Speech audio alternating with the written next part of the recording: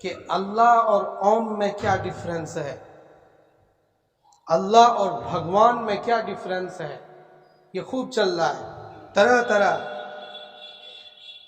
بعض مسلمان بھی انسٹ بک رہے ہیں، جسے کچھ بھی جانکاری نہیں ہے، وہ بھی اپنی تھیوری وہاں پیش کر رہے ہیں۔ اس سلسلے میں اگر آپ یہ سوال کرتے ہیں کہ اللہ تعالیٰ اور اوم یا بھگوان میں کوئی فرق ہے، ایک ہی ہے یا یہ الگ الگ ہے، اس تعلق سے ہمیں یہ جاننا ہے کہ اللہ تعالیٰ ایمان والوں سے، مسلمانوں سے پوچھنا پڑے گا اللہ کسے کہتے ہیں، بھگوان اور اوم ہندوؤں سے پوچھنا پڑے گا کسے کہتے ہیں، ان کی کتابوں سے پوچھنا پڑے گا کسے کہتے ہیں، اللہ کسے کہتے ہیں قرآن سے پوچھنا پڑے گا کہ اللہ کسے کہتے ہیں۔ قرآن کریم میں ایک سورہ، چھوٹی سی سورہ اخلاص ہے، قل هو اللہ احد، قل هو اللہ احد اللہ الصمد لم یلد ولم یولد ولم یکن له کفوا احد۔ اللہ کسے کہتے ہیں پورا انٹروڈکشن کرایا۔ اب یہاں دو بات سمجھنے کی ہے، اللہ ایک ہے اور بھگوان ایک ہے یا چند ہے؟ تو اس بات کا جواب کہ اللہ اور بھگوان ایک ہے یا چند، تو ایک ہی ہے۔ اللہ بھی ایک ہے، بھگوان بھی ایک ہے، لیکن اللہ کیسے ہے، اللہ کیسے ہے، بھگوان کسے کہتے ہیں، ایک ہے کتنے ہیں اور ایک ہے کسے کہتے ہیں، دونوں الگ الگ چیز ہے۔ اللہ اور بھگوان کسے کہتے ہیں، اس کا جواب اللہ کسے کہتے ہیں، قل هو اللہ احد، اے محمد لوگوں کو بتاؤ کہ اللہ احد، اللہ ایک ہے۔ اللہ کتنے ہیں، ایک ہے۔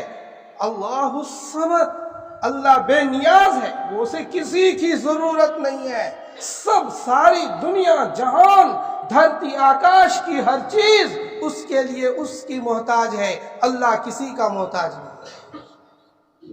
لم یلد ولم یولد، اس کے ماں باپ نہیں ہے اور اس کی اولاد نہیں ہے، اس کے ماں باپ نہیں ہے اور اس کی نہ وہ جنا ہے نہ وہ جنا گیا ہے، یعنی نہ اس کی اولاد ہے نہ وہ کسی کی اولاد ہے، یعنی اس کے نہ ماں باپ ہے نہ اس کی اولاد ہے۔ اللہ کی کوئی اولاد نہیں ہے، اللہ کی کوئی ماں نہیں ہے، اللہ کا کوئی باپ نہیں ہے، یہ آیت بتا رہی ہے۔ وَلَمْ يَكُنْ لَهُ كُفُوًا أَحَدٌ، اور اللہ کا کوئی ساجی اور شریک نہیں ہے، اللہ کا کوئی ساجی اور شریک نہیں ہے۔ یہ تو ہمیں کس نے بتا دیا؟ قرآن نے۔ قرآن کہتا ہے کہ ساری چیزوں کو تبارک الذی بیدہ الملک وہو علی کل شیء قدیر الذی خلق الموت والحیاۃ لیبلوکم ایکم احسن عملا، کہ اللہ وہ ہے جو موت اور زندگی کا مالک ہے، انہ ہوا اضحک و ابکا وانہ ہوا امات و احیا وانہ خلق الزوجین الذکر والانثى من نطفۃ اذا تمنى وان علیہ النشأۃ الاخرى وانہ ہوا اغنى واقنى۔ یہ اللہ ہنساتا ہے، رلاتا ہے، مارتا ہے، جلاتا ہے، غنی کرتا ہے، غریب بناتا ہے، یہ سب اللہ کے اوصاف ہیں۔ بہرحال اللہ کسے کہتے ہیں قرآن نے بتا دیا، اور بھگوان کسے کہتے ہیں یہ کون بتائے گا؟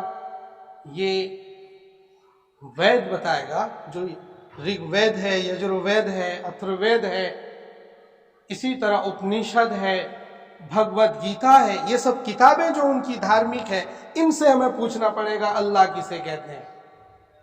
یہاں دو بات سمجھنے کی ہے کہ اللہ کسے کہتے ہیں، یا تو ہندوؤں کی دھارمک کتاب سے اٹھاؤ یا پھر جو ہندو پنڈت ہیں ان سے پوچھو۔ اگر ان سے پوچھو گے تو وہ کچھ اور بتائیں گے ملا جلا کر، لیکن ان کی جو کتابوں کو آپ اٹھاؤ گے، جو انہی کے پروجوں کی کتابیں لکھی ہوئی ہیں، ان میں اگر آپ دیکھو گے تو اس میں کلیئر اللہ تعالیٰ کے بارے میں انہوں نے کہا کہ اللہ، یہ بھگوان کے بارے میں کہا بھگوان ایک ہی ہے۔ اب بھگوان کتنے ہیں؟ ایک ہی ہے اور اس کا کوئی دوسرا نہیں ہے۔ اسی طرح اپنشد میں ایک جگہ لکھا ہوا ہے کہ اللہ تعالی وہ پرمیشور ہے جو آکاش کی طرح ہر طرف پھیلا ہوا ہے اور وہ سب سے بڑا ہے، اس کی کوئی ماں نہیں ہے، اس کا کوئی باپ نہیں ہے، اور سب کچھ اسی نے بنایا ہے۔ یہ اپنشد میں کئی اشلوک میں یہ لکھا ہوا ہے۔ تو ہم یہ کہتے ہیں تو یہی تو اللہ ہے، یہی تو کیا ہے؟ ہم جو قرآن سے ڈھونڈ کر اللہ کا مطلب نکالتے ہیں وہ اپنی کتابوں میں جو ان کے ہاں لکھا ہوا ہے بھگوان کا مطلب یا اوم کا مطلب وہ یہ، اگر یہی مطلب ہے اوم کا تو وہ سیم ہی ہے، پھر تو گاڈ، پھر تو خدا، پھر تو اللہ، پھر تو اوم، پھر تو ایشور، پھر تو بھگوان، سب ایک ہی ہے اگر یہی مطلب ہے۔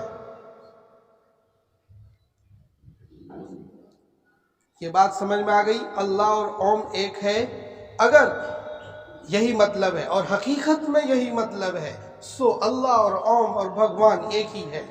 اب کیا ہوا؟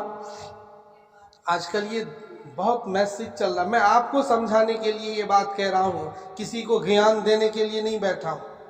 آج کل تو ہر آدمی گیانی ہے، یہ چونکہ آپ ایمان والے ہیں تو آپ یوٹیوب دیکھتے ہو، پتہ نہیں کون کیا باتیں کر رہا ہے اور آپ کیا سمجھ لو اس سے، پتہ چلا آپ مولویوں کے خلاف بولے جا رہے ہو، اسے کچھ پتہ نہیں ہے، بولتا جا رہا ہے، مطلب یوٹیوب پر سن کر۔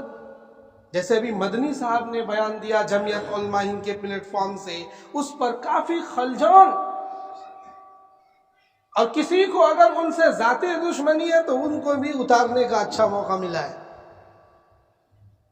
آج کل ایک ایڈوکیٹ محمود پراچا کے نام سے، وہ بہت اچھے آدمی ہیں، بہت شاندار سپریم کورٹ کے ایڈوکیٹ ہیں وہ، لیکن اس موقع پر وہ بھی الجھے پڑے ہیں۔ وہ کہتے ہیں کہ مدنی صاحب تو ایمان والا ہی نہیں ہے، وہ کہتا ہے کہ منو کے چرن میں ہم جھکتے ہیں۔ منو کا مطلب کیا ہے یہ سمجھنا ہے۔ منو آدم کو کہتے ہیں، اسی سے منشیہ ہے۔ یہ کس نے بتایا؟ خود یہی لوگ یہ مطلب بتاتے ہیں، یہی لوگ یہ بتاتے ہیں۔ کریشن آف دا ورلڈ کے نام پر بہت سارے ان کی تحقیق ہے ہندوؤں کی، لیکن ان میں سے ایک یہ بھی ہے کہ منو آدم کو کہتے ہیں۔ منو سے انگریزی میں مین مینس آدمی، مین مینس آدمی، وہ منو سے لیا گیا ہے، ایسا آپ کہہ سکتے ہو۔ تو منو سے منشیہ بنا، تو جب سب سے پہلا قرآن کہتا ہے سب سے پہلے ہم نے کس کو پیدا کیا ہے؟ آدم کو پیدا کیا ہے، اسی کو یہ لوگ منو کہتے ہیں۔ اور آدم کہاں اتارے گئے تھے جنت سے؟ ہندوستان کی سرزمین پر، سری لنکا کی طرف میں، تب یہ ایک ہی بھارت، مہان بھارت تھا یہ۔ تو گویا کہ آدم یہیں بھیجے گئے، اور وہ کسی کی تو عبادت کرتے تھے، جس کی وہ عبادت کرتے تھے وہی اللہ تعالیٰ ہے، وہی اوم ہے۔ یہ جو محمد صلی اللہ تعالی علیہ وسلم سب سے پہلے مشیت کے انوار سے نقش روئے محمد بنایا گیا، پھر اسی نقش سے مانگ کر روشنی بزم کون و مکان کو سجایا گیا، یعنی کہ حجت الامام قاسم النانوتوی نور اللہ مرقدہ نے بتایا کہ سب سے پہلے نور محمد کو اللہ تعالیٰ نے بنایا، اور عرش پر لا الہ الا اللہ محمد الرسول اللہ والا کلمہ بھی لکھا ہوا ہے۔ تو اس طرح سے جتنے نبوت جسمانی طور پر پیغام وہی اول وہی آخر، یعنی حضور ہی اول اور آخر پیغمبر ہے، لیکن روحانی اعتبار سے اول ہے اور روحانی جسمانی دونوں اعتبار سے آخری پیغمبر ہے۔ नबूवत की कड़ी आदम से शुरू होती है और ये कंप्लीट कहाँ हो जाती है? मोहम्मदुर रसूलुल्लाह सल्लल्लाहु अलैहि वसल्लम पर। इसलिए तमाम पैगंबरों ने, अभी मैंने शुरू में ईमान मुफस्सल समझाया था, आमन्तु बिल्लाहि व मलाइकतिही व कुतुबिही व रुसुलिही, ये पूरा ईमान मुफस्सल यही अकीदा तमाम पैगंबरों का था और है।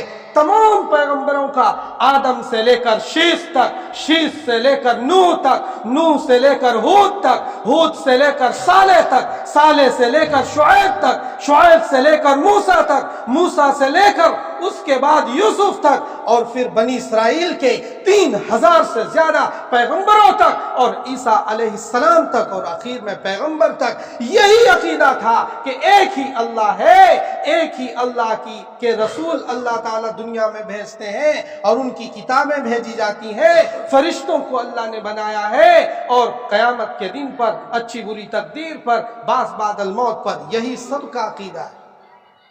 बाद में घिसमिस करके बहुत सारे मज़ाहिब बने, मूर्ति पूजा की कैसे शुरुआत हुई वो अगले हफ्ते बताऊंगा कि दुनिया में मूर्ति पूजा की शुरुआत कैसे हुई, ये समझना भी ज़रूरी है, ये समझाना भी ज़रूरी है। आपसे कोई कह सकता है कि हम तो सनातनी हैं, हम सबसे पुराने हैं, आप कहोगे नहीं, हम आदम की औलाद हैं, हम सबसे पुराने हैं। हम सबसे क्या हैं? तमाम पैगंबरों के बेसिक अकाइद एक ही थे, सिर्फ कल्चर में इख्तिलाफ है, कल्चर अलग अलग दिया गया, सभी शरीयत अलग अलग दी गई, तरीक़ा निकाह का, तरीक़ा ताम का, तरीक़ा बिजनेस का, और भी दुनिया के समाज के कामों के लिए अलग अलग तरीक़े पैगंबरों को दिए गए जिसे शरीयत कहते हैं। बहरहाल वक्त बहुत हो चुका है, अल्लाह ताला हमें इन बातों को समझने की तौफीक नसीब फरमाए।